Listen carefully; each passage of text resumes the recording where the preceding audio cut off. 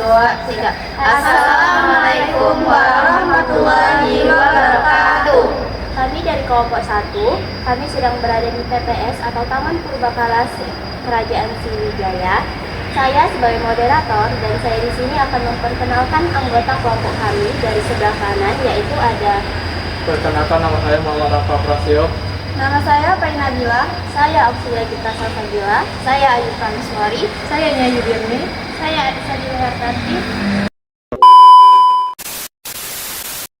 Halo, hai semuanya. Kali ini kita bakal ke salah satu tempat bersejarah yang keren banget di Palembang. Namanya Taman Purbakala Kerajaan Sriwijaya. Dari namanya aja udah kelihatan ya, tempat ini punya hubungan erat sama kerajaan maritim besar yang dulu pernah berjaya di Asia Tenggara, Kerajaan Sriwijaya. Nah, Taman Purbakala ini ada di Jalan Syayakirti di kawasan Karanganyar, Kecamatan Gandus, Palembang. Sekilas, tempatnya kelihatan hijau dan tenang. Ada kolam besar, kanal-kanal, dan pepohonan rindang. Tapi ternyata di balik semua itu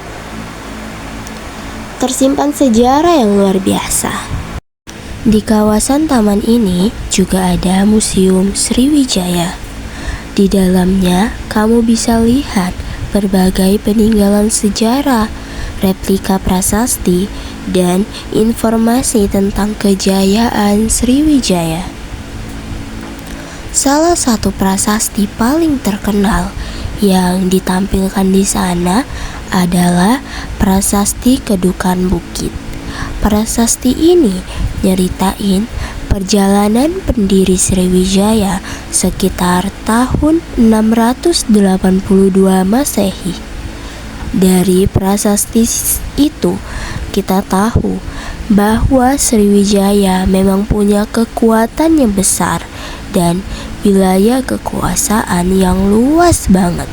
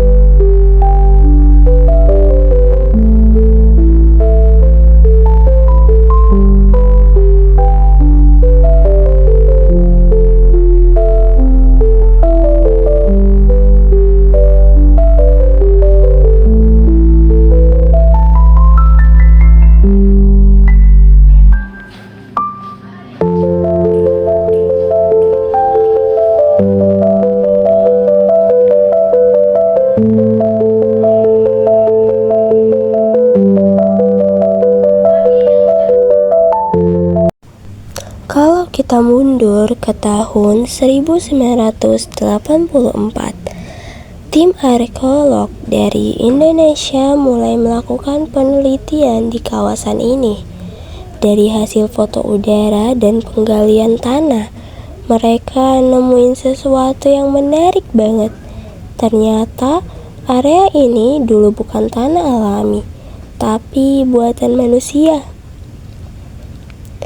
Ada jejak kanal, parit, kolam, dan pulau-pulau kecil yang ditata dengan sangat rapi. Bayangin aja, pada masa itu sekitar abad ke-7 sampai abad ke-13, orang-orang Sriwijaya udah bisa bikin sistem tata air sekompleks itu. Temuan-temuan ini bikin para ahli percaya kalau Taman Purbakala ini dulunya adalah bagian dari pusat kerajaan Sriwijaya. Mungkin semacam kompleks kerajaan atau taman istana tempat raja dan bangsawan beraktivitas. Yang menarik, kanal-kanalnya terhubung langsung ke Sungai Musi yang menjadi jalur perdagangan utama pada masa itu. Jadi, bisa dibilang Sriwijaya waktu itu punya pelabuhan sekaligus sistem air yang super maju.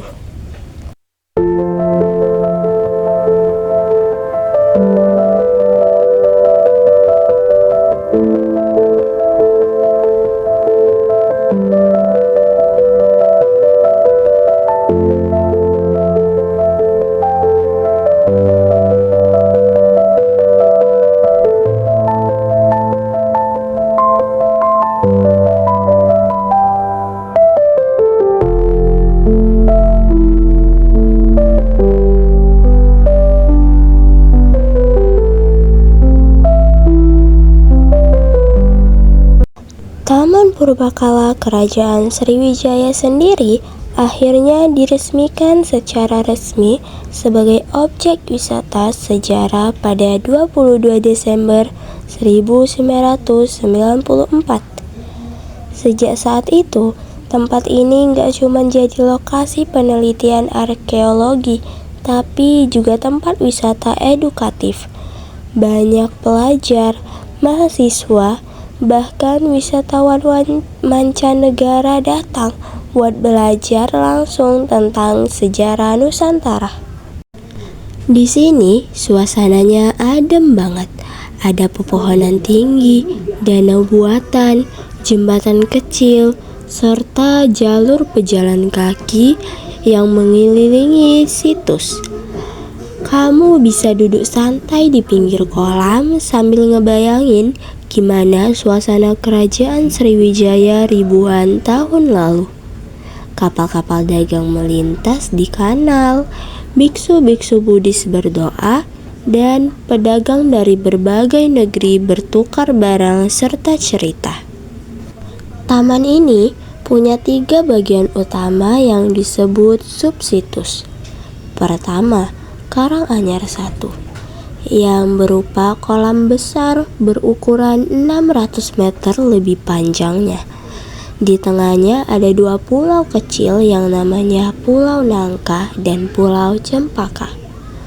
Lalu ada Karanganyar 2, kolam yang lebih kecil di sebelah barat daya, dan Karanganyar 3, kolam Bujur Sangkar di sebelah timur.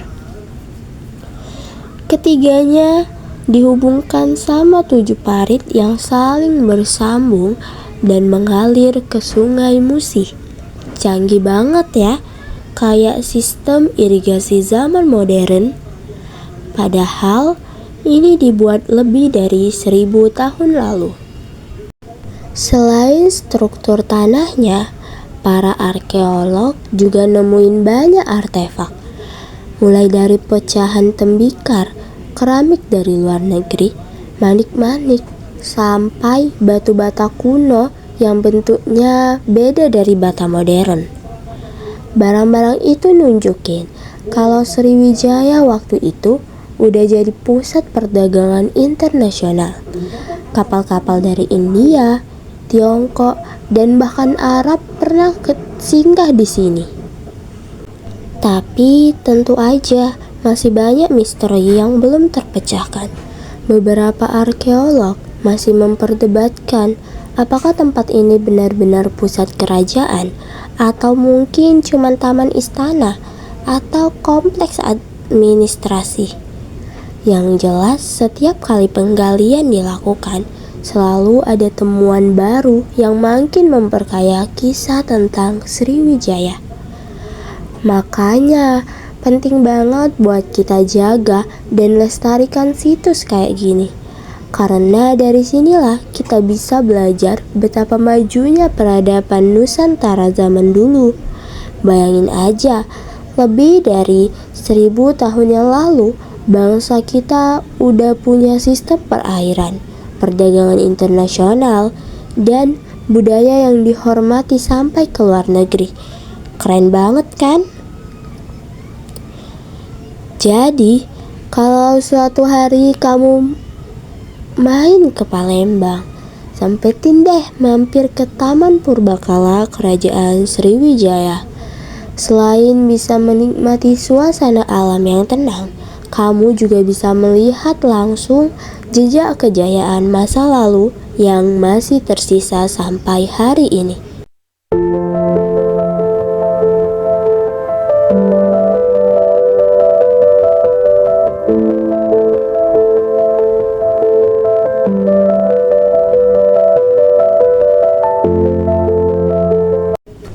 Nah, itu dia cerita santai kita kali ini.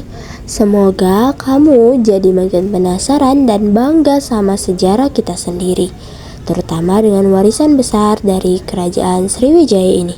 Terima kasih yang udah dengerin, dan sampai ketemu lagi di cerita sejarah berikutnya.